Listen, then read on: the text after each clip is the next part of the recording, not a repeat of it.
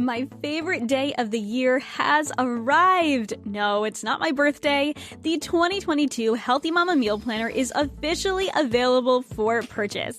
Since the Healthy Mama Meal Planner First Edition launched in 2018, it has been helping women simplify and streamline their weekday meals through the simple routine of planning ahead. The Healthy Mama Meal Planner takes it one step further and guides you step by step to creating a meal plan that works for your unique family, schedule, and planning style, taking the stress out of meal planning once and for all and gives you all the tools to do it. The Healthy Mama Meal Planner is the ultimate tool for simplifying healthy living by planning ahead to create realistic, nourishing meals for your family. It's 150 pages of planning bliss for those of you who are as planner obsessed as I am, or 150 pages of ease when you're looking to simplify and streamline your family's meals. It's created by me, Kristin Dovbniak. I'm a former personal chef, a culinary nutritionist, and a busy mama of two, so I get busy weekdays.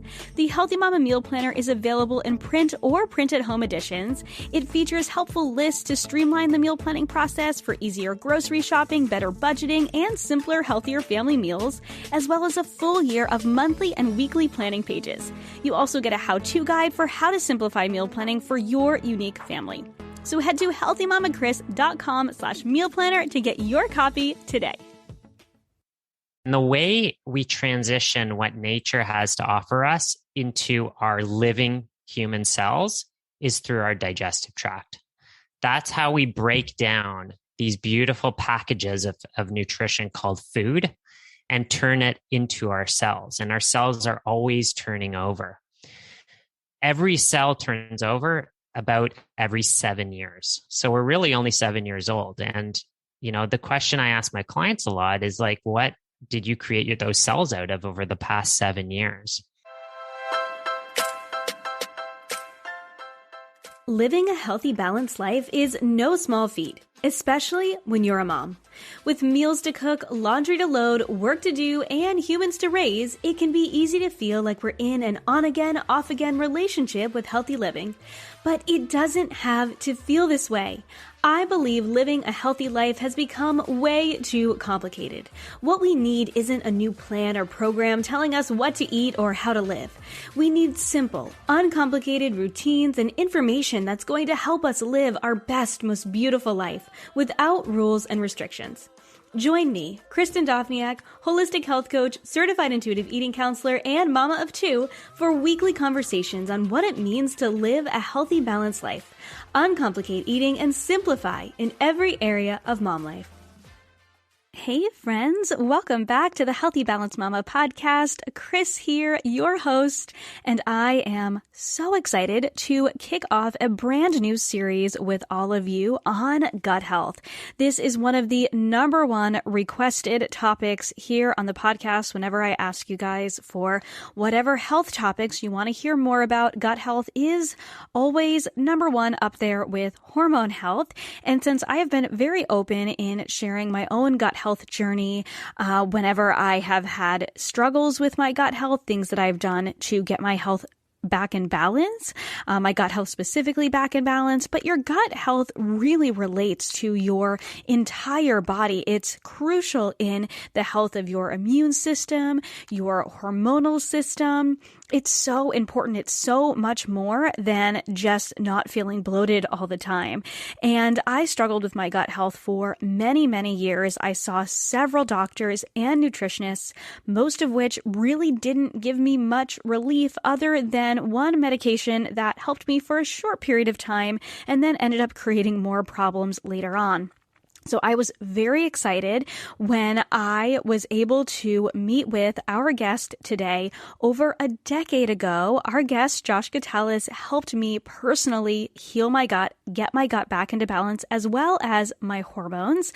And he was honestly the first practitioner that was really able to give me solid advice that not only gave me relief, but transformed my gut health for the long term by learning what it is my body needs for good gut health.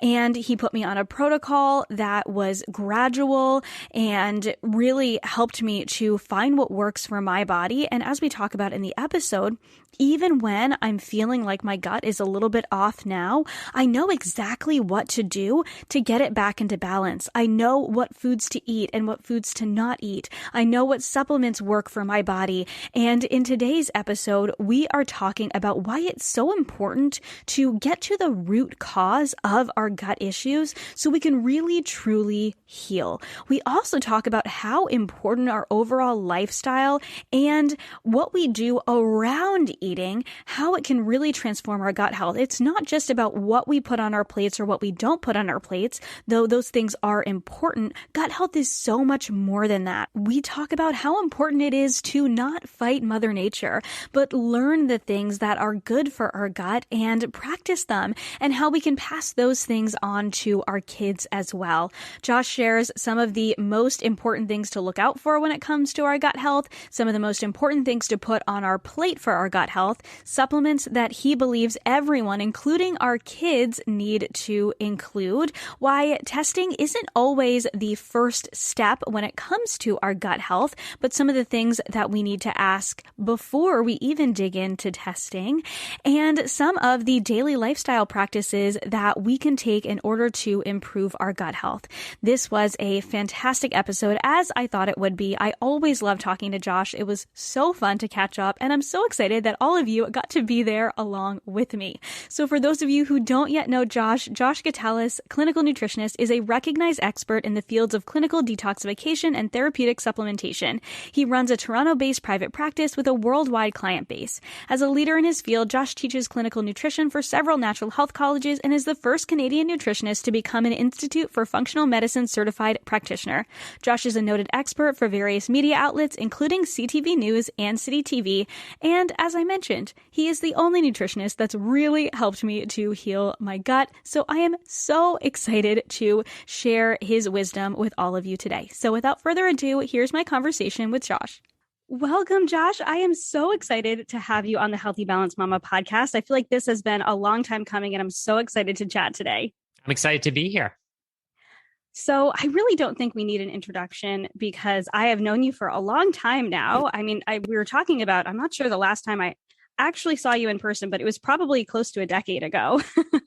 But I still love doing a fun little icebreaker with all of my guests. So what are you reading these days? And I'm reading a book, Transcend. It's by Scott Barry Kaufman.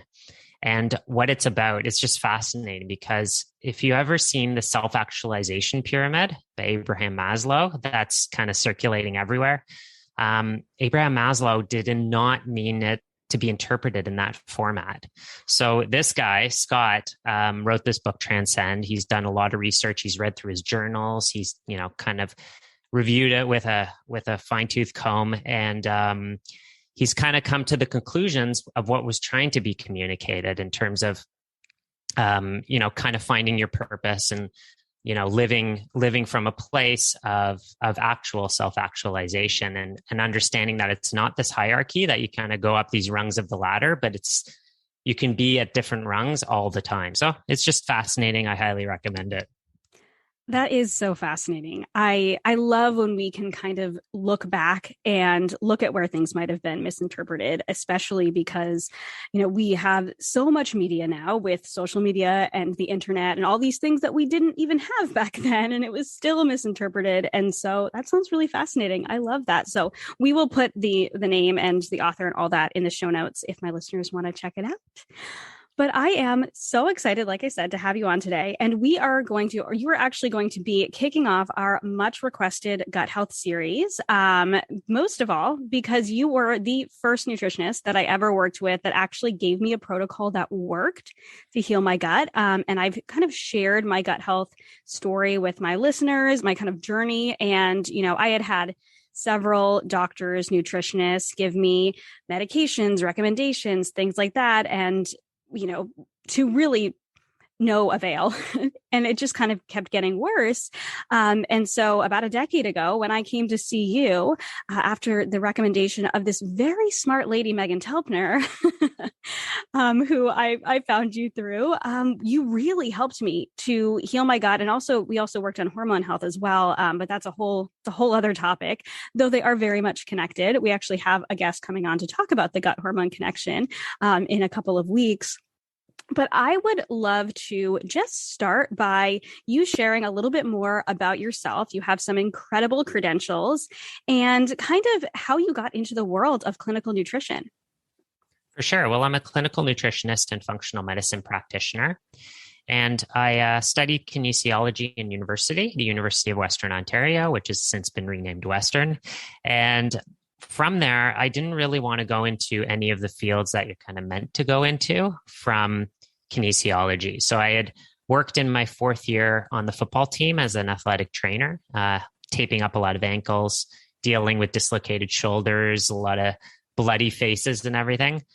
And it was fun. It was exciting, but that didn't interest me. I wasn't interested in medicine. I wasn't interested in, well, I was actually interested in all of it. And that was the problem. Everything kind of pigeonholed you into one specific area of focus. And I had this wide range of interests, and I wanted to find something that had all of that. And I knew it was out there. I just didn't know what it was called. So after university, I went to the mountains in Western Canada to play a little bit, do a lot of climbing and mountain biking and skiing.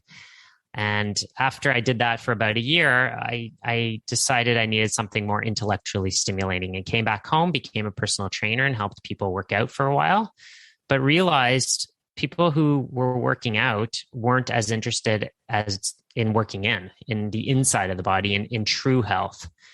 And I still remember the last client that I saw in the personal training world. And she was a very heavy smoker and would kind of come at the end of a work day to the gym to get her workout in because she knew exercise was important. And I spent a couple sessions talking about smoking with her and realized this isn't what I wanted to do. I wanted to really find where holistic health came from. I went to a conference. It was actually a fitness conference. And there I saw a speaker by the name of Paul Chek. Some of your viewers might know his name. And he talked about nutrition from the dirt up, eating good food and starting with good soil. And it just blew my mind. And I knew I needed to study that. And I knew I wanted to do what he was doing someday to teach others about this information. And that's how I found nutrition school. And then I never turned back since then. I love that. And you've just continued to grow in your knowledge. And I love everything that you share over on social media because you cover such a wide range of topics when it comes to nutrition and holistic health, because it really is holistic. I know that in my journey, for a long time there, was focused very much just on like the macronutrients and a little bit on the micronutrients when it came to nutrition. And I was so sure that was like all we had to do. As long as we made sure we had the right carbs, fat, and protein, then we were going to be healthy. And then, my gut health was a mess. My hormones were a mess. Wasn't feeling really good. And at one point in my life, it was all about the fitness and I'm just going to, run nonstop and I'm totally going to be healthy, right? Because it's good for your heart, but it really is holistic. And I love that. I love that you bring that in.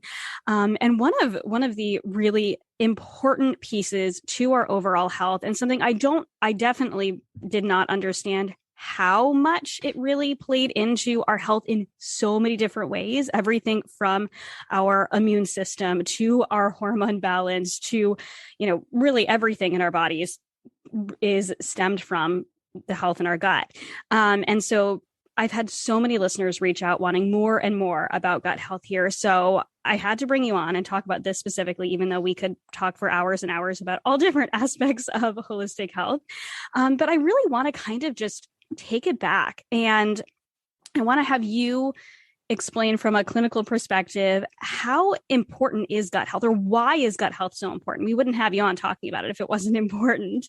And it honestly almost feels kind of like a buzz phrase these days, right? We hear about it because we understand that it's important now. And I think a lot of people just go, yeah, I know I've got to take care of my gut. But why is it important? And why is it so crucial to our overall health? Well, most of us are born between 6 and 9 pounds, let's say. And I can see just by looking at you right now, because we are doing this through video, that you're not that weight anymore. So you had to have created the rest of your body out of something, right? And the way we transition what nature has to offer us into our living human cells is through our digestive tract. That's how we break down these beautiful packages of nutrition called food and turn it into our cells. And our cells are always turning over. Every cell turns over about every 7 years. So we're really only 7 years old. And, the question I ask my clients a lot is like, what did you create those cells out of over the past 7 years? But our digestive tract, if we think about an apple, we take that apple, we chew it, we have one chance at mechanically breaking it down in our mouth. Chewing is very important, something I speak about a lot with my clients. And then the rest is all chemical. It goes into the stomach. We got the release of hydrochloric acid and enzymes. It breaks it down even more. And then it goes into the small intestine, breaks it down to smaller and smaller and smaller and smaller particles until we can absorb that into the bloodstream. And then our body has this amazing ability to then transport those different nutrients from the food to the places where they're needed most in order to maintain function. I mean, it's a miracle of nature. Now, through this whole digestive process, I sometimes refer to the digestive process as like one big factory with all these different little machines in it. There's so many different things interacting there that have to be working right. And when we live the right way, and when I say the right way, it's like this holistic way, it's mind, body, spirit. That system is going to work well. The cool thing about the human body is when we do the right things in our diet and lifestyle, it works well for us, right? And you mentioned certain ways of living that just didn't jive with how the human body's supposed to work. So, with digestion, one of the most important things is actually what we're doing before we eat any food. This is called the cephalic phase of digestion. So what kind of state are we in? What are we seeing, hearing, smelling? This prepares the digestive tract for what is coming. And we start to release all sorts of digestive juices, enzymes, hydrochloric acid, and we start to turn on that digestive system in the anticipation of food. We're in kind of two states all the time. We're in this sympathetic nervous system state, which is go, go, go, fight or flight, fright state. And we're in this parasympathetic mode, which is rest and digest, stop and think mode. And we can't be in both at the same time. So digestion is a function of this parasympathetic stop and think, rest and digest mode. And in order for us to actually turn on all those factories, fire up all the cylinders, we have to be in that state. And when we're in that state, blood flow starts to increase, all of our digestive juices get secreted, and then we're properly able to digest and break down and absorb and assimilate these amazing packages that Mother Nature created called food. Oh my gosh, it's so fascinating. And I've heard you speak about this before. And so I understand a lot of this, but I think for many of the women who are listening, myself included, I'm thinking, as moms, we're not busy at all. We're not go, go, go at all. We're not stressed out just by the daily, like, oh man, I forgot to make them their lunch, or, oh my gosh, it's time to go and get them to school, or I've got to, take this laundry out and then I've got to, go do work at some point. We're constantly go, go, go. And I don't know how many of us, myself included, I will say I try to take my specific time each day to have my meals, at least lunch and dinner. Breakfast, I will admit, is usually on the go, but that's because that's our season of life right now. I try to sit down and to at least have my meal, but oftentimes it's like running into the meal rather than actually taking that time. And I don't think we think about how much that affects our digestion and how much that could be affecting us overall with our health because of how impactful our digestion is. So it's so fascinating because the idea that we can't be in those two phases at once, it makes sense. But I think many of us are just not, we're just not there.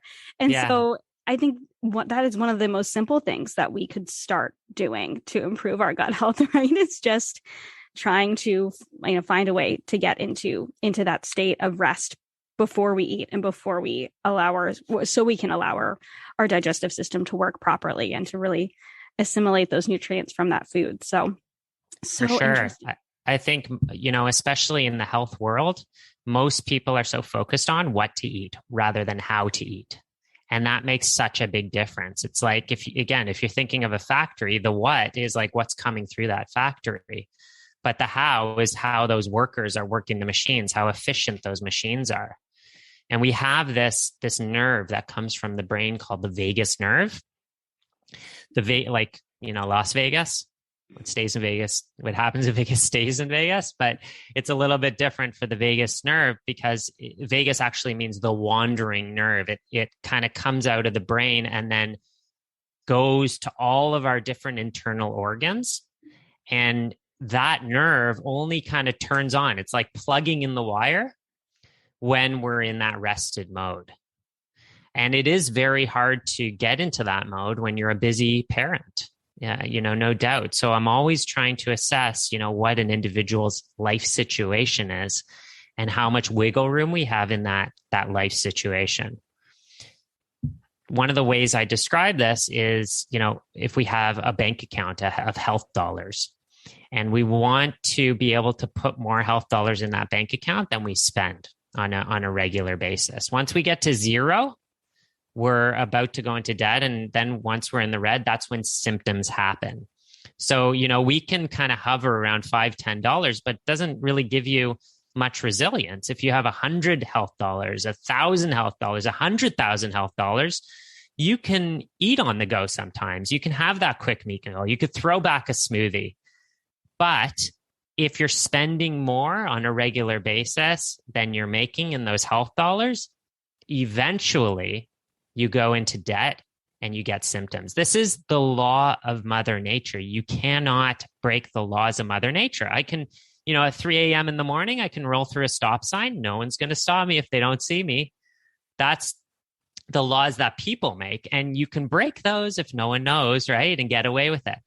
When it comes to Mother Nature, she works in a very specific way and there's no cheating her. So eventually you're going to run into problems whether you like it or not.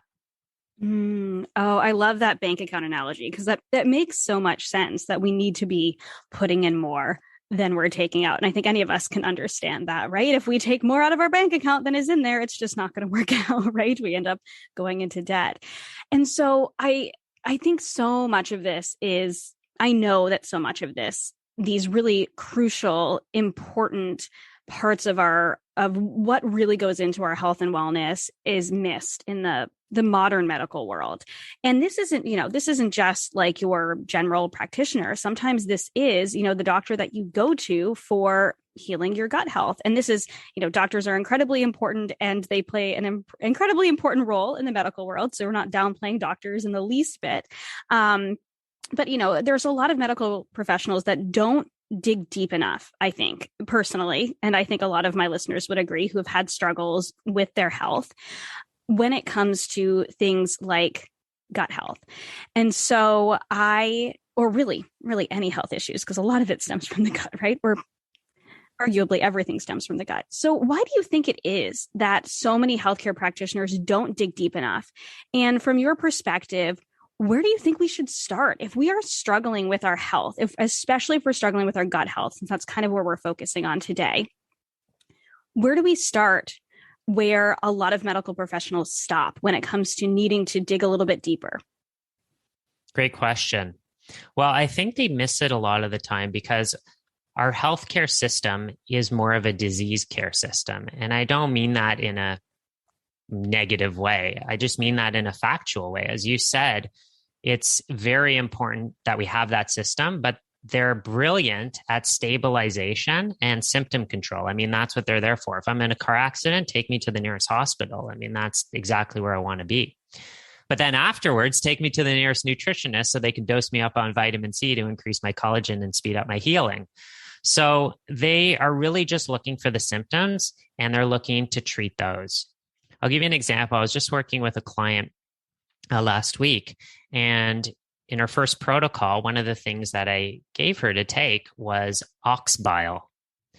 She had had her gallbladder out, and therefore she was not getting the release of bile that's necessary to properly emulsify fats when you eat a fatty meal. And she was having a variety of horrible digestive symptoms, in part because of this. There's other things going on, but this was a big part of it. And in the follow-up protocol, or in follow-up appointment, she said that this was like the greatest thing she has discovered in the past 5 years dealing with all these symptoms. And she was going to tell every one of her doctors, and she had told her gastroenterologist about bile. And he said, that sounds amazing. I'm going to look it up, which is actually a very enlightened reaction. It is a rarity to get that reaction. Usually they just say, okay, keep on doing it. But that's because his job was to identify a dysfunction and then to deal with that dysfunction. So they identified a problem with the gallbladder. They removed the gallbladder. Problem solved. His job is over. So the beautiful part about holistic nutrition and clinical nutrition, what I do, is that we can help people before that happens if they come early enough, and we can help afterwards as well. So the simple addition of this bile, right, which is going to help emulsify fats of her meal when she eats a fatty meal, is going to kind of do what the gallbladder should have done and restore some of the function to that digestive process. And that's now having a massive impact on her life. So I think it's because we have a misrepresentation of what a doctor, conventional medicine is actually supposed to do to us or do for us. And this is one of the things that I educate my clients on quite a bit, because there's this disenchantment that happens when people think that a healthcare system should help them be healthy, which is really there to help us not die from disease. Okay. So once we can understand where that fits in the whole equation, we can move on from there and use it as we need to use it. Right. Where can people get started? Was that the second part of the question? How can they get started? Yeah. So if they are like, okay, my doctors aren't helping me, or maybe they help me with those short-term symptoms, but long-term, it's not working. Where do we start with kind of digging a little bit deeper? Yeah, well, I think we already mentioned one of the most important things, and I think the most underrated. It's not sexy. It's not a supplement. It's not a food. It's not a test, or something cool you can do. It's just mindful eating, right? Making sure that you have time to eat every meal. You're stopping, you're thinking, you're letting the cephalic phase come into effect, which releases a whole bunch of digestive juices. Chewing your food is a great way to make sure you're improving the digestion of it. It's your only chance at breaking it down mechanically. There was a practitioner a number of years ago by the name of Fletcher, and he invented something called Fletcherizing, where he recommended his patients chew each bite 100 times. Now that's really excessive, because there's a great book entitled Gulp. And in Gulp, she calculated that if you actually did what he recommended, you'd be chewing most of the day. You'd be finishing one meal and it'd be time for the next meal. So that's excessive. But the idea is there that we should break down our food as much as possible through the chewing process, because then it's going to demand way less chemical digestion from our stomach, our pancreas, our small intestine, or our gallbladder, and put less strain on the body. Our digestive process takes up a huge amount of resources. So the more we can do with the food, the easier it's going to be on the digestive tract. So that's a great place to start. It's the mind and getting in the state of being able to eat. If we think back to cavemen and cavewomen, right? They didn't have as many stressors as we had today. Usually the men would go out and hunt.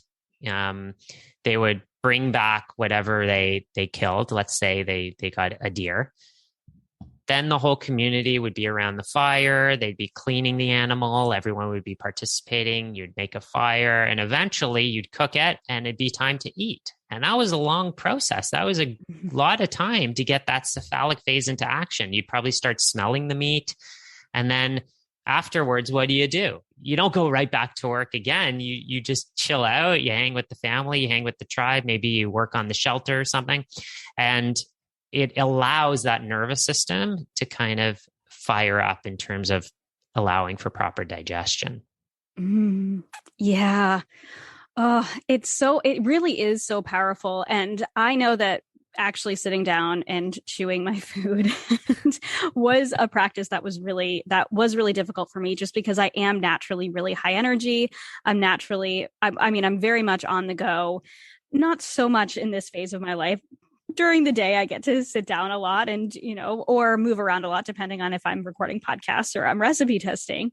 But the actual process of chewing my food was probably one of the most difficult things that I had to learn how to do, because even being a child, I saw my parents, like, you came home from work and it was the quickest dinner that they could make and get on the table. And then it was sit down and it was shovel your dinner down and then probably head right out to karate practice. Or maybe you would come home from whatever activity that myself or my sister was doing. And then we'd shovel down our food and then it was going to be bedtime. And that was kind of what I grew up knowing. And, lunchtime at school, I remember, was not very long. I want to say it was like 20 minutes or so out of the day.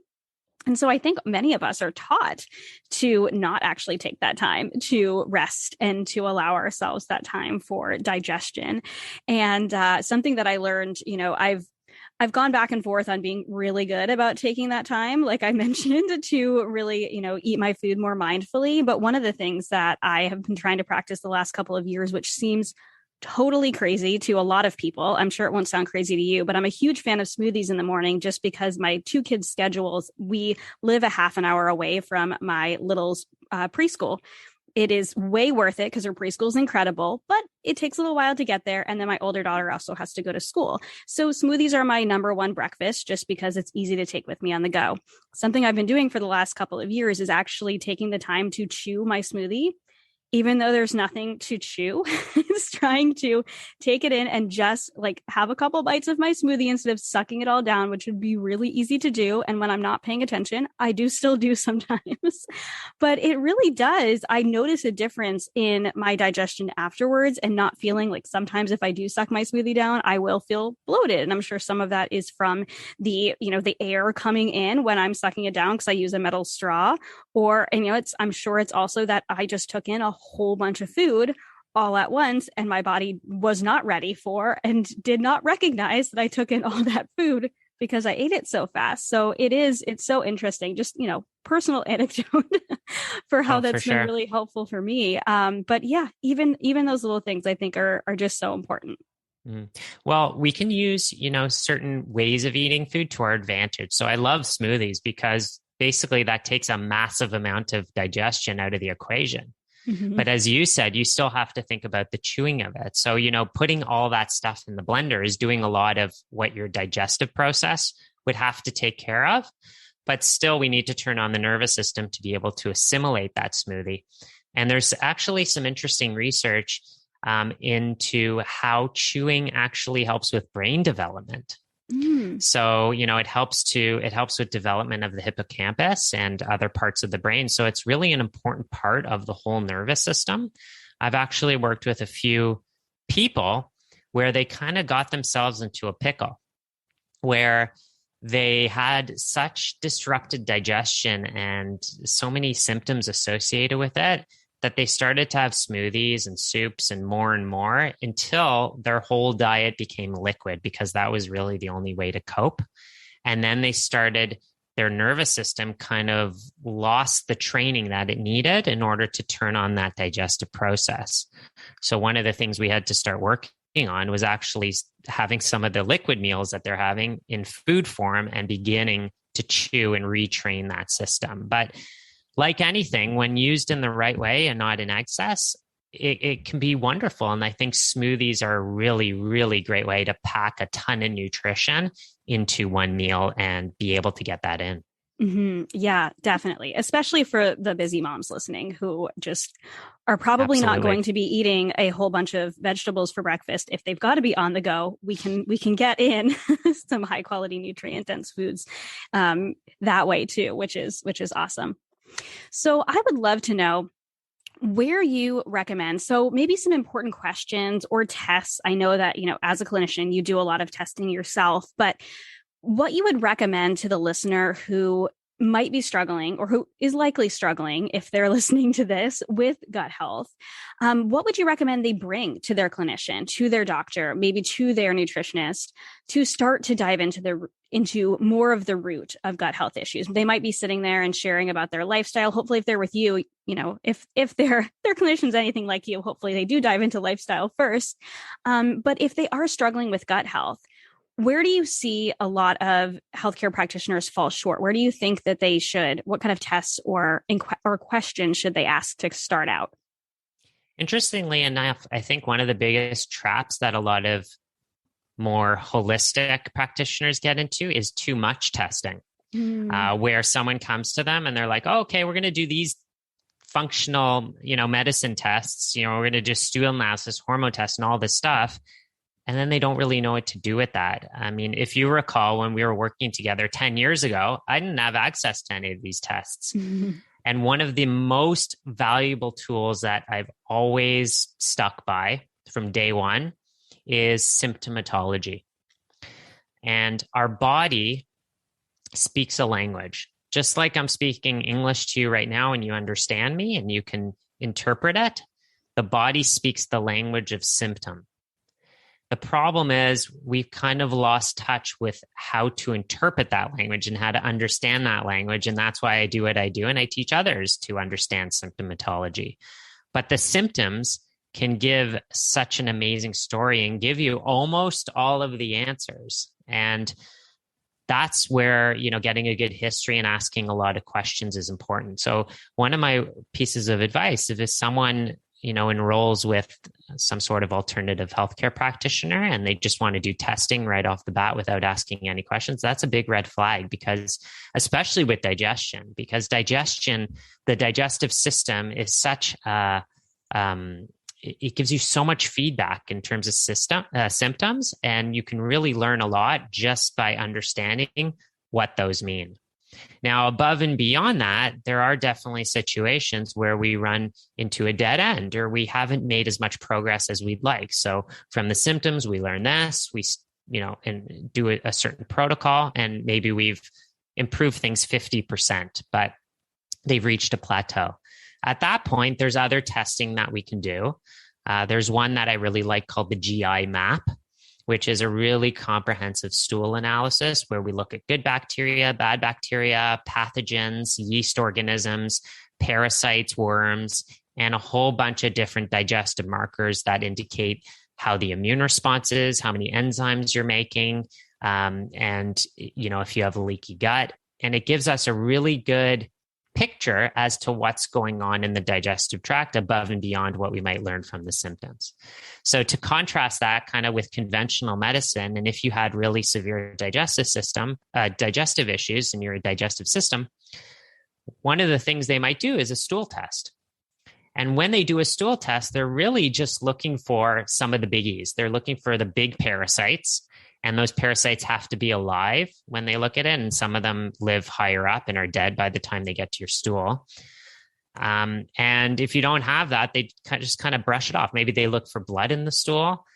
But with the functional lab tests, we're looking not for disease, but we're looking for dysfunction. We're looking for imbalance. So, a gastroenterologist wouldn't really know what to do with a result that showed that there was very low numbers of all the commensal bacteria, the good guys that live in our gut. They'd be like, okay, what does that mean? But as a functional medicine practitioner and other professionals that understand this, we know that we need to have lots of the good guys. We need to have them in high numbers, and we have to have a lot of different ones. That's a robust environment. That's a really healthy ecosystem. And that can give us a lot of information as to what's happening in the gut. So kind of, step one is the symptoms. We can learn a lot from that. And then if we reach a dead end or a plateau, then we move to some of the testing. Yeah. Oh my gosh. I I second that, sometimes doing testing right away isn't always going to produce the results we want. I know that when I went to my gastroenterologist years ago, before I saw you, and I was really, really struggling with some really scary symptoms. And so at the time I was living in Canada, but I hadn't like officially immigrated yet. I was in that process because my husband's Canadian. Most of my listeners know that.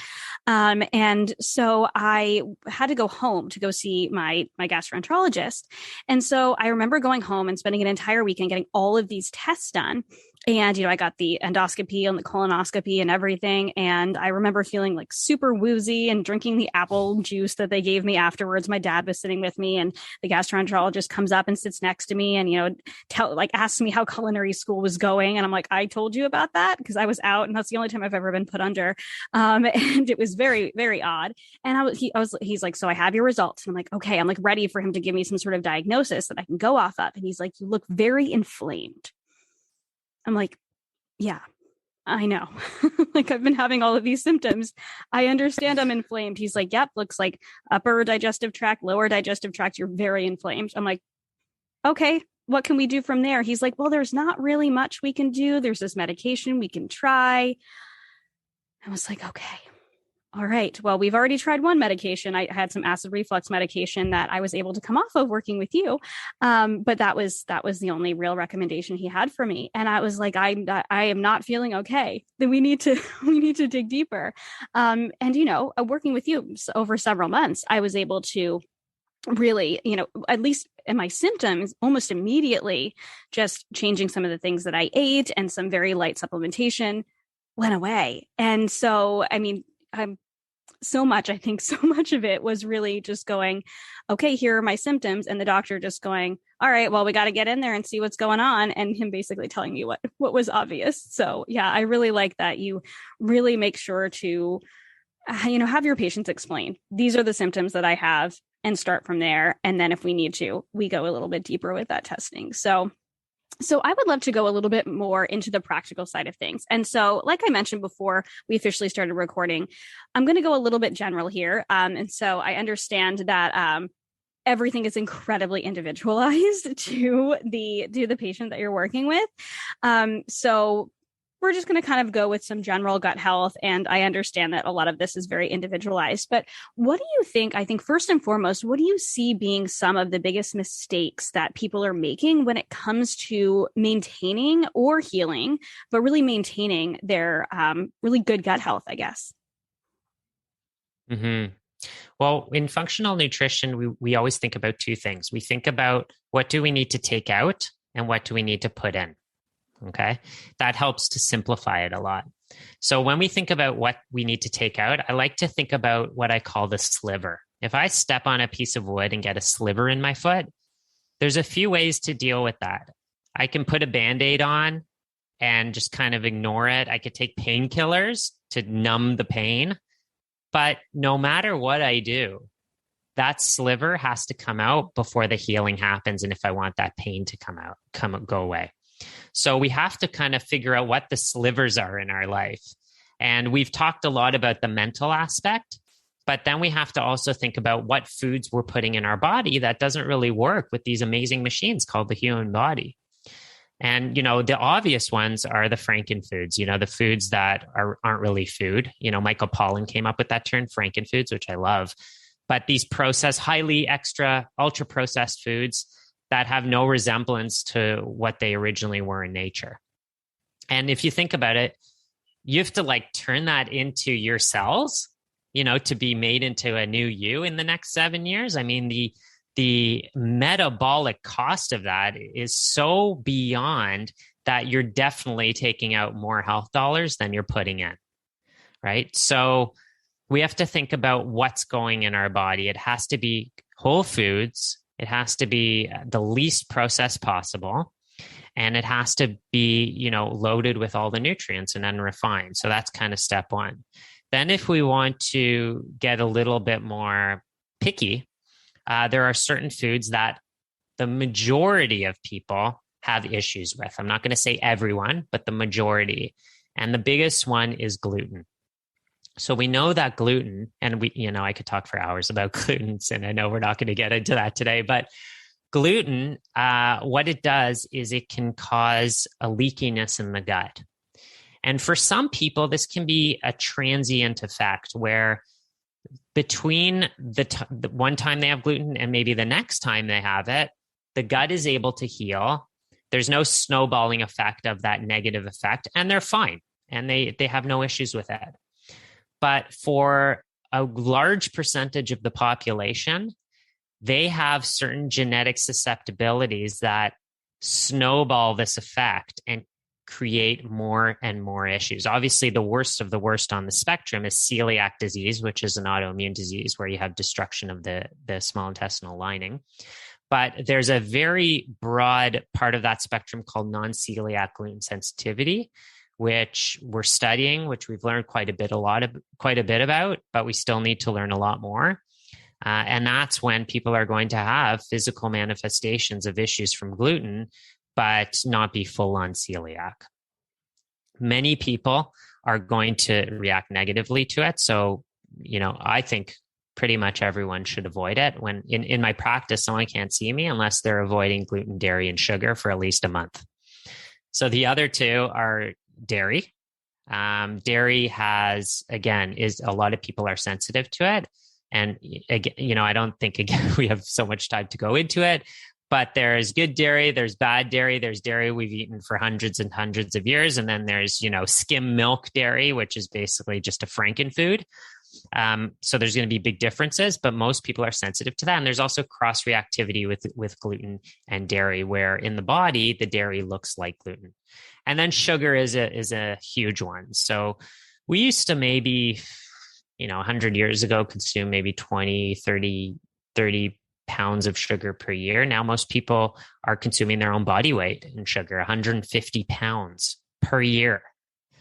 So it's just astounding. And that is a highly refined food. It takes way more health dollars out of the body than it puts in that health account.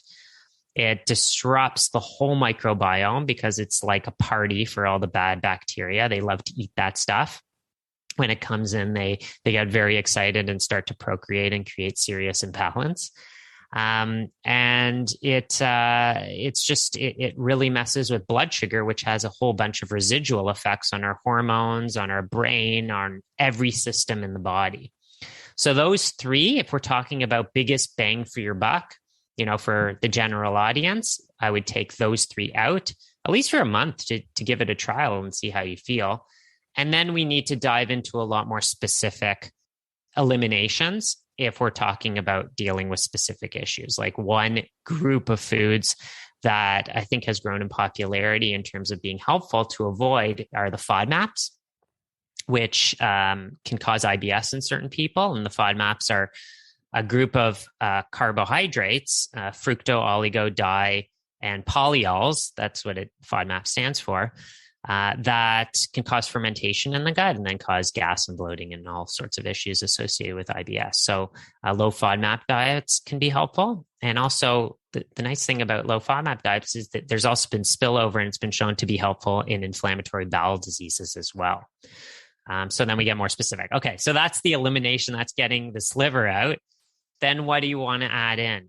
You want to add in those good foods, right? Those nice whole foods. I mean, you do so many incredible videos and recipes and all these amazing resources to help people to eat healthier and enjoy it. Can you believe that? That you can enjoy eating healthy? Yes. And yeah, just getting nutrient density in. And I think that would kind of sum it up in a more general level. Oh my gosh. So much goodness there. I'm nodding along. I keep muting myself because for some reason my computer sounds like it's about to blast off. Not sure what's happening over here, but I promise I'm nodding along going, yes. So what's so interesting to me is I know that when you and I first worked together years and years ago, the dairy has always been something that has been really rough on my gut. And so that's been something that I've, taken out back and forth very, for periods of time for my entire life. Like since I was 10 or 11 years old, that was the first thing that doctors identified. They're like, I think you're lactose intolerant. And so I took that out for a number of years. So that wasn't really hard. But gluten was one of those things that really scared me as a chef, going like, it's used in so many different foods. But once I was able to actually take that out and find replacements for it, which looking like 10 years ago was so much harder than it is now. It's so easy to eat gluten-free now. And sometimes, we make it seem harder than it is. I know that I have my sister's been gluten-free for years and years. After she saw me go gluten-free, she realized that all these gut issues she had that might help her. And that's one of the number one things that has helped her. She has a friend who just went gluten-free. And the friend is like constantly texting her. She was telling me about this the other day. She's also my cooking class assistant when I do cooking classes. This friend is like constantly texting her with like screenshots and pictures of this product or that product, or like, have you tried this? Have you tried that? Have you tried this? Have you tried that? And my sister was like, and I was so proud of her. She was like, do you know like broccoli is gluten-free? most real whole foods out there are gluten-free. It's so much easier to eat gluten-free when you are eating lots of real whole foods. And what's really interesting is kind of at my point in my gut healing journey, I can eat gluten from time to time and I'm totally fine. This is after a lot of healing and a lot of years of gluten-free. And I don't even, I think we have sprouted grain bread here for the kids. And we'll do, the occasional sprouted grain tortilla or brown rice tortilla. Well, I think that's gluten-free here in our house for the kids. But we just naturally pick up those gluten-free items now. Once we learned how much better it made us feel overall, myself and the kids included. And the kids, thankfully, have, as far as we can tell, good gut health. But once you kind of move towards eating more of those real whole foods, it's a lot easier and less intimidating than it seems. And the same thing with sugar. Once you just start transitioning to eating more of those natural forms of sweeteners, if you do want those sweet treats, you can make them at home. Like, oh my gosh, my kids are so funny. Whenever they go to birthday parties, we let them have the birthday cake because they're not eating birthday cake every day. They'll go and they'll have the birthday cake and they'll take 2 bites and be like, this is too sweet. And I'm like, yeah, because we just don't eat those type of things. And I think the more that we just incorporate those things and we find those delicious alternatives, it becomes so much easier. And I think it really can be intimidating. And I love that you kind of outlined, this is why. This is why. And I knew that you would be the guy to explain, this is why. This is why we need to take these things out and see how we feel. And then we can maybe dig deeper. Then maybe we reduce FODMAPs. We actually had a nutritionist on the podcast last year talking specifically about FODMAPs for IBS because I had a question about it. And I was like, well, let's bring an expert on here, and how, the research on those has been really helpful for IBS and IBD. So yeah, I think that it can feel really intimidating to remove those items. But once you just really focus on lots of those real whole foods and you kind of find those alternatives, it's a lot easier. So yeah. Well, I tell my clients that if they have the feeling that it's overwhelming, that's great, because it means there's a lot you haven't tried, right? And there's still so many things you can do that is going to take you out of your comfort zone, that is going to take you out of what you're doing today, that can maybe change the environment of your body, because more of the same plus more of the same equals more of the same. People don't come to me to be told to continue doing what they're doing. They're coming to me for me to nitpick and figure out, hey, we need to change this. We need to try this. We need to take this out. And by doing all those things, we're going to change the ecosystem of your body and move your body closer to what Mother Nature is supposed to be, because your body is just an extension of nature. It's got a certain set of rules. And that's what I've learned over the past almost 15 years now, is how to figure out when someone isn't following those rules and then get them closer to following the rules of Mother Nature. And that's what it's all about. I mean, that's what health is all about. It's just getting closer to that. There's this industry of biohacking, which I'm sure you've heard of and is out there, right? What is biohacking? Biohacking is just trying to deal with the modern world and get us closer to the way we lived many, many years ago, right? Like, one of the biohacks out there is wearing blue blockers, right, at night. Well, how did we used to live? Before there was electricity, we would be outside and the sun would go down. And as the sun was going down, it would turn more orange from the other spectrums. And it would slowly put us into our nighttime part of our circadian rhythm. Melatonin would get released, we would sleep, and then we would wake up with the sun. So all these, what we call biohacking, is really just trying to get us back to the way we were supposed to be living hundreds of years ago. Yes. Yeah. And I think that is one of those things we get so mixed up with in the health world is we try to overcomplicate things too much. And we're trying all of these things before we try, we try all of the supplements, we try the diets, we try all of these things before we just get back to the basics. And what's so interesting to me, and I don't know why I find this endlessly fascinating because it works every time. Anytime my gut health feels a bit off these days, I know exactly what to do to get it back on track. It's usually because I've been too busy and I'm too stressed out. And I recognize that. And I'm like, I need to slow down. I need to take some things off my calendar. I need to allow more time for rest. And that's hard for me. Like I mentioned, as someone who is very ambitious, very go, go, go. Yesterday afternoon, I hid my phone from myself and was like, you're going to go sit on the couch and read for a couple hours. The kids were playing. They were happy. I'm like, I have to do that sometimes. I know that, it's usually because I'm stressed out, or I have been eating more gluten than normal, which is, I may eat gluten once a week these days. And, it's the holidays. So it'll be a couple times a week. And I'm like, why am I feeling kind of bloated? Well, it's probably because I've been eating more gluten, more dairy, more sugar than I normally am. And it's so simple now to just take a step back and go, okay, I see what's happening here, and be able to take those out for a while or even more than a while, because once I take them out again, it just feels like I kind of fall back into that rhythm of, oh, I'm feeling good. And so I just kind of continue along that way. It sounds, like it wouldn't be so simple, but it is after so many years of knowing that this is what feels good. Once we can get to that point of this is our baseline is feeling good, we don't want to not feel good anymore. And so then we know what to do to kind of to get back to that place of feeling good. So I love that, yeah. Kristin. It's just the course correcting. Mm-hmm. And, the word diet comes from the word dieta, which means a way of life. It actually, the food part is just such a small part of it. And when you know what you have to do to be healthy, yeah, you fall off a little bit and then you course correct and come back on. It's like, as I said, there's the laws of Mother Nature. If you think about a bicycle, there's laws that govern that bicycle. The chain has to have good lubrication. The gears have to be working properly. The wheels have to be blown up. They have to be trued, or else that bike does not work properly. Mm-hmm. So when you're wobbly or you're going too slow or there's a crickety noise or something like that, you look at the bike and you're like, how can we course correct? We do that and then we learn how it works and we fix it.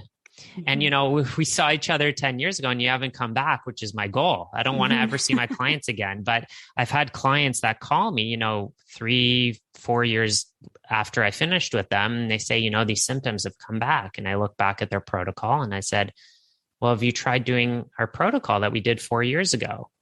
And they said, no. I'm like, do that. And then they're paying me for my time for just telling them to do what they already were told to do 4 years ago.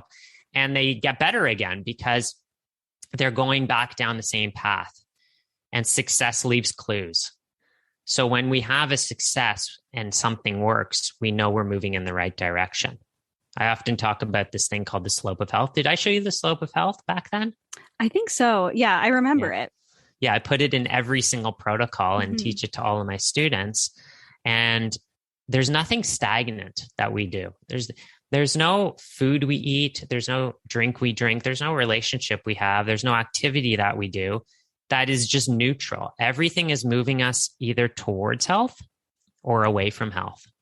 So if we have enough things moving us away from health, we go down the slope of health. And when we have enough things moving us towards health, we start to go up the slope of health. And that's the most important thing. And that's what I speak about with my clients, because sometimes, I see people that are quite sick. It feels like they're doing all these different things to improve their health and they're not getting anywhere. But it takes time to build health. It takes time to move up that slope of health and actually make changes in our body. Yeah, I think that's a really good point too, that it does take time, right? For me now, just taking those things out a week later and my body's feeling back to normal.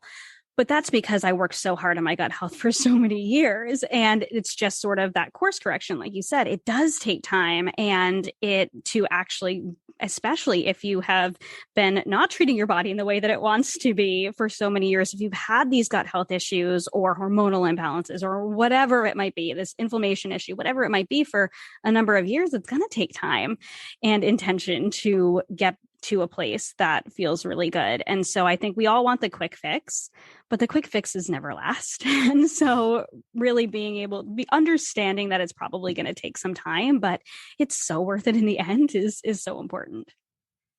For sure. So I would love to get even more practical with you a little bit here because we love the practical steps for our busy moms. So I would love for you and your family, what are some of those day-to-day maybe foods that you love to put on your plate, like really specific? We know that we want to take out the gluten and the dairy and the sugar as much as possible. But what are those things, those foods that you love to have on hand? And maybe I know this is a very general question because this is a very individualized question. So asking a general question is kind of difficult, but maybe supplements that you would recommend overall for the woman who's listening to just kind of improve her overall health. So what are those things to put on your plate? Maybe those supplements where you're like, yep, these are the ones you've got to have. Let's start with the supplements first, because I know everyone wants to hear those. And just in case you're about to press pause or leave this podcast already this far in, let's keep your attention going. So I think one of the most important supplements for everyone, almost everyone on the planet, because I never really do say everyone, is vitamin D. If anyone wants to learn a lot more information on vitamin D, they can go to vitamindhub.com, which is a website my wife and I created. We were, about a year ago, actually, we were giving away free vitamin D on the street to try to bring more awareness to it. And vitamin D is just something most people can't get enough of. Winter's coming here. Well, winter's here in Toronto right now. And, the sun is like, as you can see, the light in my room right now is just pouring in because the sun is so low. Mm-hmm. So when if I go outside and my shadow is longer than my body, it means that I'm not going to be making much vitamin D. When you're closer to the equator and your shadow is like half the size of your body, you're going to be making a ton of vitamin D. But most of us don't get enough of that. And it modulates the whole immune system. It's important for mental health. It's important for our hormones. It's actually more like a hormone. And it does so many important things. So we need to make sure that we're getting our blood levels in the optimal range. So I'm not a fan of just saying everyone take vitamin D. We got to guess. We got to check, not guess. Or test, not guess is the rhyme that we use. It's very inexpensive test that you can get pretty much anywhere in the world, and make sure you're in the optimal range rather than I'm doing quotes, no one can see it, but the normal range. And that's a vitamin most people can benefit from. The other would be a good omega-3 fish oil that is properly prepared to make sure that all the contaminants are taken out, because that's another nutrient most people don't get enough of. There's been some fascinating research showing how when our omega-3 index or omega index is higher, meaning we have more omega-3s in our cell membranes, we have actually lower all-cause mortality. That means dying from everything, right? And actually in Japan, where they get way more of these omega-3s, they live on average 5 years longer. I don't know if that's for sure a cause and effect, but it's one of the aspects. And they typically have a much higher omega index. So omega-3 can be really important. It's especially important. I know a lot of your listeners are mothers and some fathers. It's critical for the brain development of our children. So they've done tests where they look at the DHA content, that's one of the long omega-3s, of breast milk when a baby is born, for a breastfeeding baby. And then they measure certain cognitive items when they're 8 years old. And the ones that have higher DHA levels have much higher IQ scores and cognitive scores on these tests at 8 years old. Wow. So it's just fascinating. It's so important for the brain. DHA is the most abundant omega-3 in the brain. It's where most of the DHA in the body lives. So it's critical for that as well, for baby and mother. And if the mother isn't getting enough, the baby will take all of it, right? Whatever's there, it'll just strip the mother of it. And then mothers get baby brain, right? Their memory isn't as good. There's postpartum depression. They just, they can't recover as well. And that's because they don't have the physical infrastructure to actually support their cognitive processes. We often think about protein being important for muscle, right? And especially in the fitness industry, right? You're growing muscle, you need your protein. But when it comes to the brain and the nervous system, we don't talk about the raw ingredients for that part of the body. But if you don't have them, they're not going to work. And this is actually one of the things I teach in my mental health and neurology course of what are those nutrients? What are the ingredients necessary for proper cognition? Another study I was recently just looking at showed that when you have higher omega-3s, there's less accidents that people have. That's one of the measures, like accidents for more omega-3. And maybe, I don't know if they came to this conclusion in the study, but maybe that has to do with just being better cognitively, right? So these are good. So those two supplements, vitamin D and omega-3, I think pretty much every person can benefit from. Oh, I love that. So important. Those are two that we have kept our kids on, started them on and kept them on since they were really, really young. And, it's funny because when my daughter was really young, we would give her a liquid omega-3 supplement that tasted like strawberries. And it didn't really have any like sweetness to it or anything like that, but it tasted like strawberries. And we used to put it in a little bit of milk for her. And when she was like really, really young, and she used to call it strawberry milk. And she'll still talk to us about it. We used to give it to her before bed, and that was her like bedtime. It was this like tiny little bit. And she do you remember when you used to give me strawberry milk? I'm like, yes, you're still getting strawberry milk, but it's just now you can take this tiny little capsule now. That's my 8-year-old. So yeah, no, I love that. So, so important. So what about for you and your family in terms of foods? So what are some like actual foods you're like, put these on your plate. These are going to help you with your gut health. I know that's another very general question, but there's got to be, I know you've got to have some good answers. So we're talking specifically gut health? Well, yeah. I mean, we can do gut health or overall health. Yeah. I mean, if we're looking specifically at gut health, I think fermented foods are fantastic. Sauerkraut, kimchi. Actually, the first thing we gave our son was sauerkraut juice. And we have a little video of him tasting it, which is pretty funny. But, if anyone's ever made sauerkraut, have you ever given a sauerkraut demo on your Instagram? I haven't. I should, though, because that is something I make regularly. But we make so much of it that it lasts us a long time. Yeah, that's the beauty of it. And it's how inexpensive is a cabbage. I mean, look how much food you're getting. But if anyone's ever made sauerkraut, they know you're not adding any microbes to it. You're not adding probiotic or bacteria. So where are those coming from? They're coming from the plant itself, from the earth, from where it was growing. And those are called first generation microorganisms.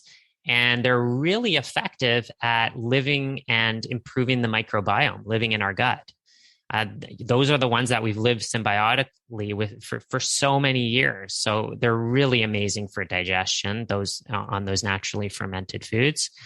And then all fruits and vegetables. I know that's kind of like a kitchen sink answer, but any fruit and vegetable is going to have some level of prebiotic in it, which is soluble fiber that feeds the good guys in our gut. And, there's I think a paradigm shift happening where we used to think that food was good because it provided us with what we needed, but we can think about it in a bit of a different way where food's actually providing our microbiome with what it needs. And then that microbiome works for us. Like our bacteria in our gut make some B vitamins, they make vitamin K, they make short chain fatty acids, which help with gut healing and give our gut cells energy. So when we have lots of fruit and vegetables in the mix, we're giving the substrate for those to grow and live in a robust environment. There are definitely foods that have higher amounts of these prebiotics, like plantain, like onions, like Jerusalem artichoke, like white potatoes that have been cooked and then cooled. That's maybe a discussion for another day, but it creates something called resistant starch. And these can be really helpful for building a really strong microbiome. I love that. Just more reason to eat more vegetables. And I can help you make them delicious because they really should be delicious too.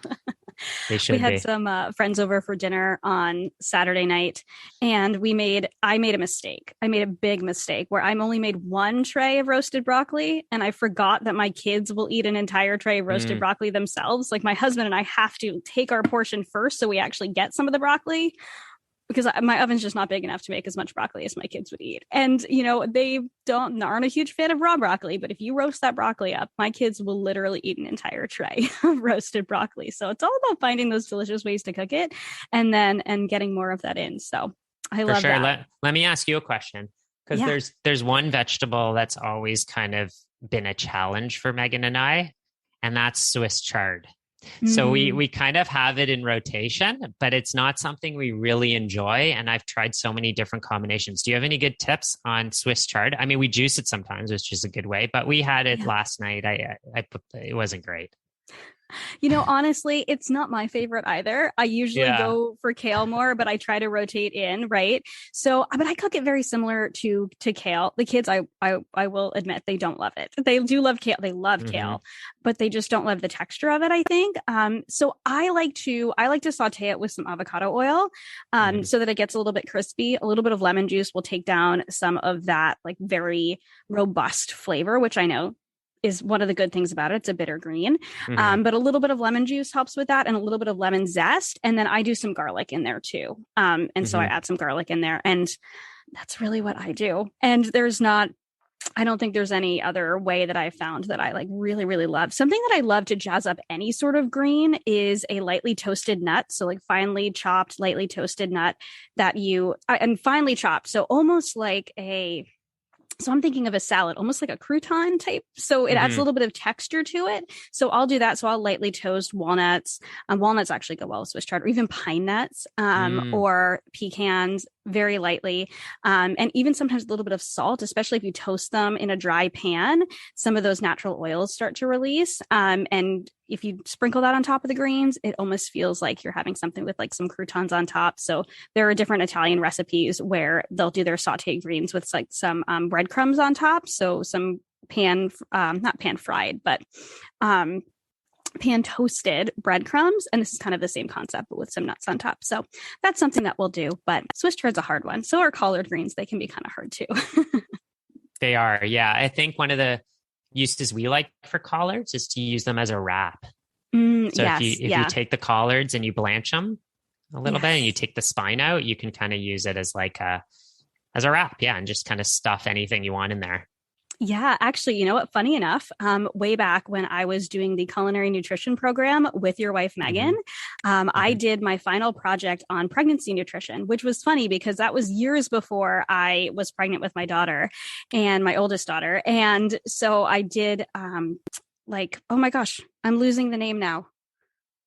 Like little rice grape leaves. I made grape leaves, except without grape leaves because they're sometimes hard to find. Spanakopita? No, they're like stuffed grape leaves. So I did some sort of like a rice, like a dill herbed rice, a lemony dill herbed rice. And I used the collard as the wrap instead of grape leaves. And that was like the first time I had ever used them like that. I had had them raw before as kind of like a sandwich wrap, which I still love. My kids don't like them raw, but that's okay. Not right now. Maybe they will in the future. But that was actually what I used them as for my final project. And it's been a while since I've made them, but I've continued to make them since, which is really fun. I'm not sure why those related to pregnancy nutrition, other than greens being good for you. There was a reason. I'm not sure. Yeah, maybe the high in calcium. But you mentioned an interesting thing about kids as well, is that kids can be selective at times. So, that's been a really interesting learning experience for myself and my wife, who are both nutritionists. Is our son can like one thing at one time and then not like it another time. And even from day to day, week to week, month to month, and just not like certain foods for a very long time as well. So the idea behind that is, we don't just say, oh, you don't like dinner today? Okay, I'll make you some macaroni and cheese. You have that so we can get something in you. No, that's never an option. It's like, here's healthy option A, here's healthy option B, here's healthy option C. Your job is to put in front of them the healthiest options possible. And even more of late is if he doesn't like dinner, he doesn't get dinner. Like it's just, it just doesn't happen. He's not going to starve. He's not going to, there's not going to be any life-threatening issues from this. And most of the time he'll come back and at least try some stuff and eat a lot more. Yeah. It's actually funny that you mentioned that. I was going to mention that my youngest is much more selective than my older daughter, which was kind of a shock because we're very grateful that our oldest daughter has always been a pretty adventurous eater. There are very few things that she'll try everything. There's very few things that she doesn't enjoy. And even then, because she eats so many really great foods, I'm like, it's fine. There's a couple things you don't like. It's not a big deal. But she continues to try things. Our youngest daughter is much more selective. And it's not like she saw it from any of us, but it's just something naturally she's more selective. And so we do the same thing. We're like, you can either have this or this. And the other night she didn't want anything. And we're like, okay, that's fine. If you're not going to die from one night of not eating. And she woke up the next morning and was so hungry for breakfast. And she had basically 3 breakfasts. And kids just self-regulate like that, right? I think it is our job as parents just to give them the foods, the good foods, and then, let them choose. And if they want to choose to not have dinner, then they're going to be okay. They'll make up for it later. There was a fascinating study that was done in the 1930s, I believe it was. I did write a blog on it. If you type in Josh Gitalis and palate in Google, you'll probably find it. But basically, they took a number of children it was an orphanage. And what they did was, I think they were aged 4 to 7 when they enrolled them. This study would never be approved today, by the way. And what they did was they gave them a selection from 36 foods. And at each meal, they got 6 foods put in front of them. The nurses were not allowed to tell them to eat any of them. All their job was to do is just to put them in front of them, and then the kids had to decide which ones to eat. And they all did very well. So from these 36 foods, and some of these foods were, things that no one really eat today, like liver and organ meats. There was fish on there. There was various fruits and vegetables. There was grains. There was salt. There was cod liver oil. They noted that one kid, when they were sick, would eat more of the cod liver oil. And then when they were not sick anymore, maybe they were trying to get the vitamin D, they didn't eat as much of it anymore. Some of them came into the study with like rickets, with vitamin D deficiency and other deficiency symptoms. And by the end of this study, they had all thrived and were healthier than when they started. And the ones that had deficiencies didn't have deficiencies anymore. So this is a great example of how, kids are so intuitive. We kind of like breed that out of them, unfortunately, but they know what their body needs. They know what they want, and they know to search for those nutrients if we just allow them and put in front of them real foods. So I love trying to let them kind of follow that intuition with their eating, if possible. So that leads me to one of my final questions that I have for you. And that is there anything specific that you and Megan do with Finley to encourage good gut health, overall health? Or is it just that, you're giving him the good foods, you're hopefully getting in some of those fermented foods, lots of those fruits and vegetables? Is there anything specific you would recommend other than, we talked about omega-3 and vitamin D that the parents listening might or could do to just support their kids growing up to have good gut health and good overall health? For sure. I think treating them like little adults is a great way to do it, to a certain extent. But whatever we put in front of us, we put in front of him. There's no special kids meals. One of my biggest pet peeves is kids menus at restaurants. It's like, let's have a nice fish with vegetables and let's give the kids like fries and chicken fingers or whatever. Like, Yes. They have all the same parts. They have the same physiology. They have the same processes. They need the same nutrients. So kids learn most of what they learn by modeling. If you're eating certain foods, if you're drinking certain drinks, then they're going to see that and they're going to want to model that. And that's how they're going to learn. If you exercise, they're going to see you exercise. every morning I exercise, and our little guy is there with me, doing the exercise, seeing me do it, and understanding that this is part of life. We have some good friends who, they're a couple and they have a couple kids at this point. But before they had kids, they decided to go completely organic and clean up their diet. That was their turning point. They were eating a lot of processed foods. They're like, if we want our kids eating this good stuff, we have to do it. Mm-hmm. And that was their turning point, and they haven't turned back. So I think the modeling is so important, and you gotta practice what you preach. If you want your kids to eat something, you got to do it too, and you got to be on board, and it'll make everyone healthier in the long run. Mm-hmm. Yes. Yeah. We notice differences in our kids' behavior, especially when we've been out at, friends' parties or out and about, things like that. And we notice that they're not the same kids when they're eating a lot of processed foods versus us eating a lot at home. So it is powerful to show them, serve those really great foods at home and to serve them those really good foods and be that example for them. We joke that our kids are really expensive when we go out to restaurants, because my oldest daughter, her favorite thing on the menu is mussels. So if there's a menu, she can read now. So if there's a menu and they have mussels on the menu, that is what she wants. And so she gets like the $17 appetizer versus like that's amazing $5 kids menu. So because they know where the good stuff is, right? The stuff that tastes great. Right. Yes, that's what it's all about.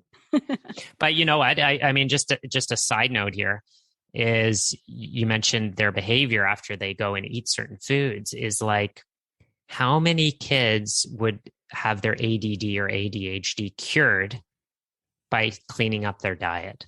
Mm-hmm. And they get on this roller coaster, right? So, if they're having their Frosted Flakes for breakfast and then they go to school and they're on this blood sugar roller coaster and they can't focus and they can't behave, then, their parents are told, hey, your kid can't concentrate.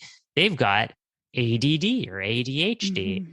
The solution to that is let's put them on an amphetamine. Let's put them on a drug that helps them concentrate. And then they're on a drug. And then it creates this snowball effect, all because they weren't following the laws of Mother Nature. They weren't eating the right foods for the body and doing the right things for the body. And then it creates this whole other level of imbalance. So we really got to start with the foundations and the fundamentals first. That's where it's all about. Yeah. Oh my gosh. Yes. 100% for us, for our kids. Totally. Okay. So I could keep talking to you for hours, but I want to honor your time. So do you have any last pieces of wisdom for the person listening who might feel kind of lost in their journey to health? I think you've given a lot of good advice, but anything that we missed, anything that you want to add? Well, one of the things that I ask my audience is when I do talks in person, which used to happen a lot more often, is I say, does everyone know at least one thing that they can do today to improve their health? And everybody's hand goes up. So most people know what they need to do. It's just a matter of doing it. Knowledge is useless without application. So it's applied knowledge where the power is. And I would encourage anyone listening to this to write down 1 to 3 things that they're going to implement and stick with.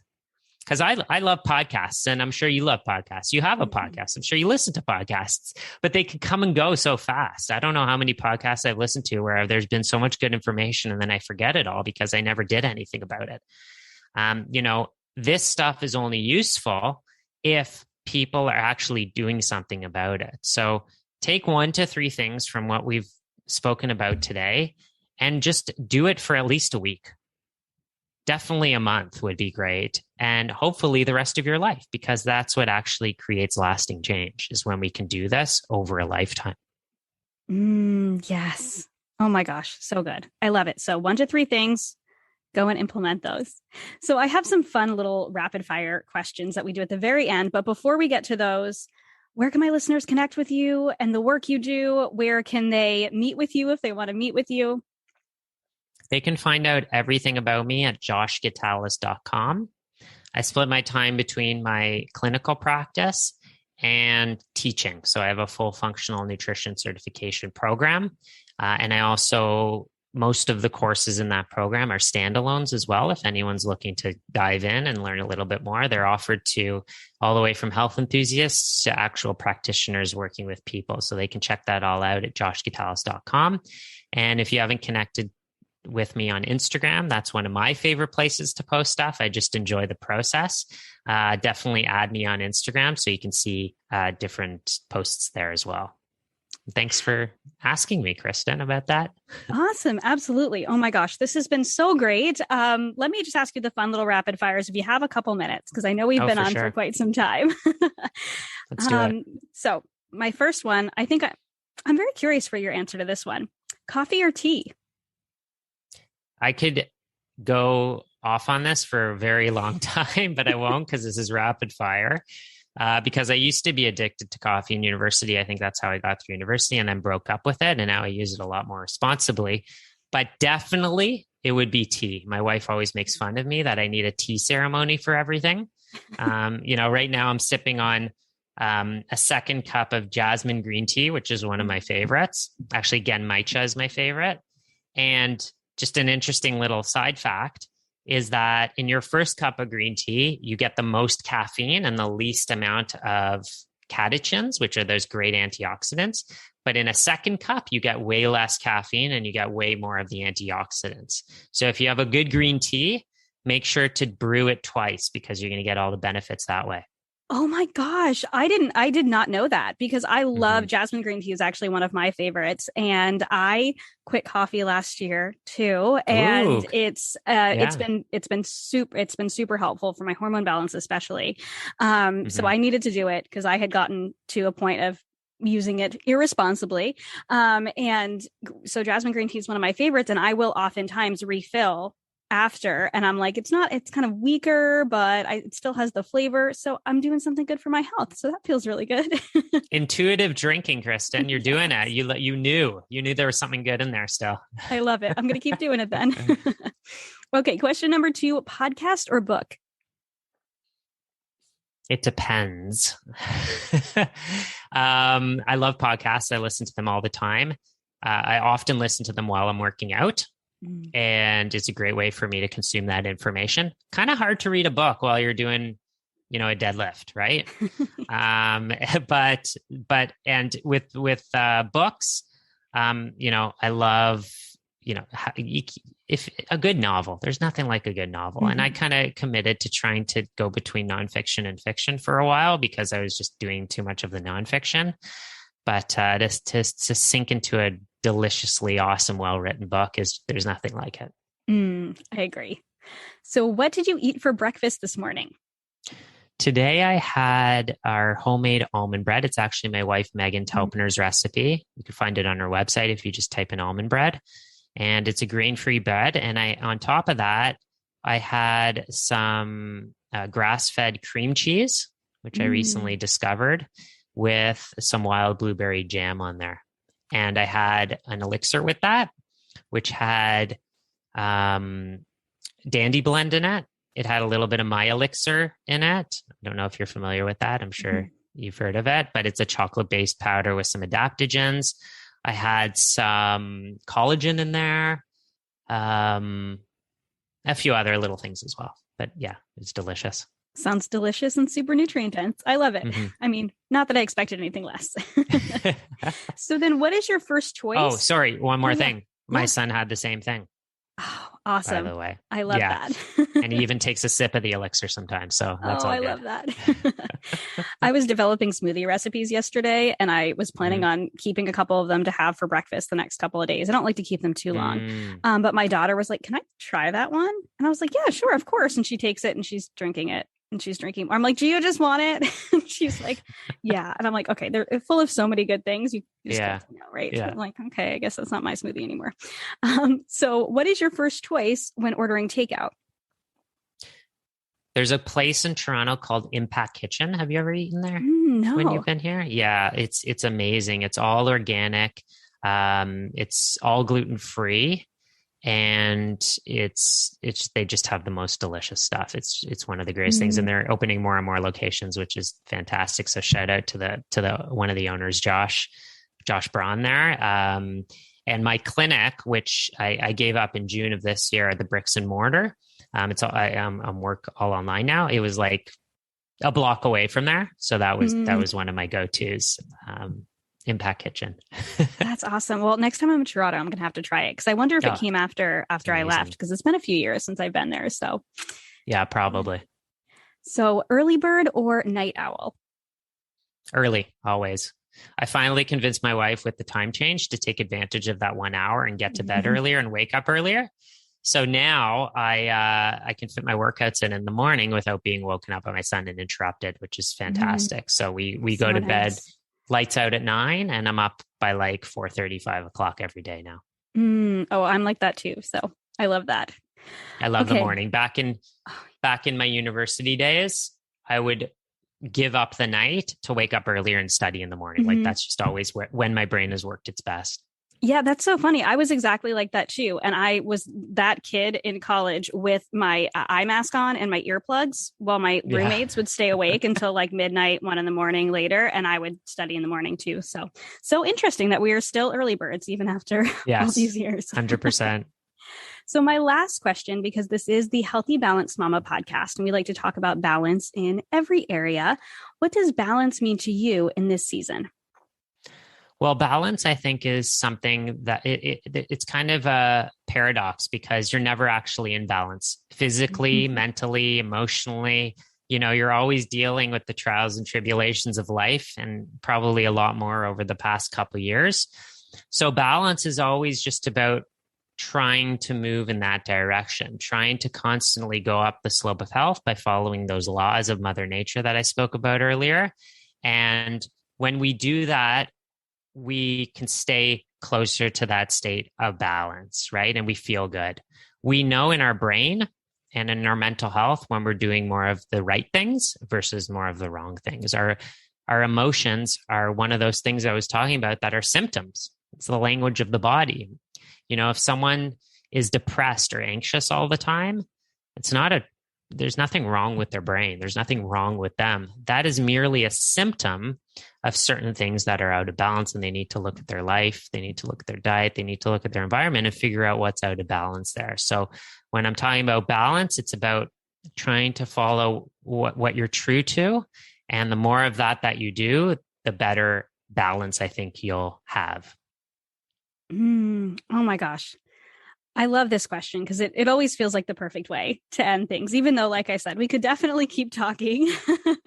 This was so fantastic, Josh. Oh my gosh. So much good information. I'm sure they're going to have more than 1 to 3 things to implement, but hopefully they'll narrow it down so they can get started on something, especially since this is coming out in the new year. I think that this is a fantastic conversation on what we can do for holistic health in general, especially with gut health. So thank you so much for taking the time to chat with us today. Well, thanks for having me. I really had fun with this. And I love what you're doing too, like with your videos and Instagram and podcast. You're bringing such great information to everyone. So keep up the good work on your end as well. Oh, thank you so much. Thank you so much for listening to this episode of the Healthy Balanced Mama podcast. If you loved it, would you take a screenshot and share it with a friend over on Instagram and tag me in it? It helps me so much to know what you love and are taking away from each episode. If you really loved it, would you hop over to iTunes and give me a star rating and review? Every rating and review helps this podcast be seen and heard by more women who need to hear the message of balance and wellness without deprivation. It's the best free gift you could give me. And as a reminder, the information and opinions on this podcast are meant for education and inspiration only and are not to be taken as medical advice, diagnosis, or treatment. Please consult with a trusted practitioner before making any changes. Have a beautiful day, friend, and I'll see you in the next episode.